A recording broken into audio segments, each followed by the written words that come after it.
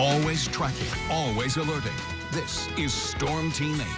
Good morning, West Michigan. It is 4:41 now on this Wednesday morning, and it will be a wet Wednesday here in the Great Lakes region. Rain moving in, becoming more widespread and steadier here as the morning and afternoon hours wear on. We've got colder evening temps, though, so we will see the precipitation make the changeover from rain to snow, that likely occurring after, around, or just after supper time for most places. So bottom line, you should get to work and school and basically home from work and school without having to worry about the frozen precipitation, but then that's going to be mixing in. Another system promises a wintry mix on Friday, but it looks like the majority of the snow part of that tracks to the north of I-96, and then we've got colder air wrapping back in as we close out the weekend and head into the early part of next week. A live look this morning, looking out over downtown Grand Rapids, our sky cam here, US 131 north and southbound heading through downtown Grand Rapids.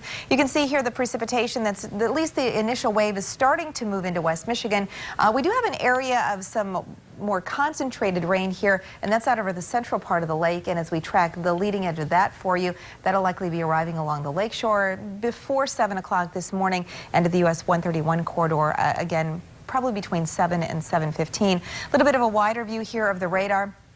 What I really want to show you is the fact that the majority of this is going to be liquid for us because of that southwesterly wind flow here. But the leading edge of where we see the rain making the change over to snow that will be impacting us is this little corner here out in northeastern Iowa. And as we track the leading edge of that here, again, likely arriving along the lakeshore sometime around early to mid-afternoon or late afternoon into the early evening hours. And then that will continue to track inland. So I think by 6, 7 o'clock, we'll really start to see that changeover occur. Temps outside this morning, upper 30s to near 40 degrees. We should make the low to mid 40s for highs today. Again, we start to see that wintry precipitation marching in this evening, and then overnight tonight, any accumulation very light, an inch or less in most places. And then during the day tomorrow, you can see that skies do partially clear as we welcome in the season of spring. We'll at least see partial sunshine tomorrow with high temperatures near 40 degrees, a little on the breezy side too.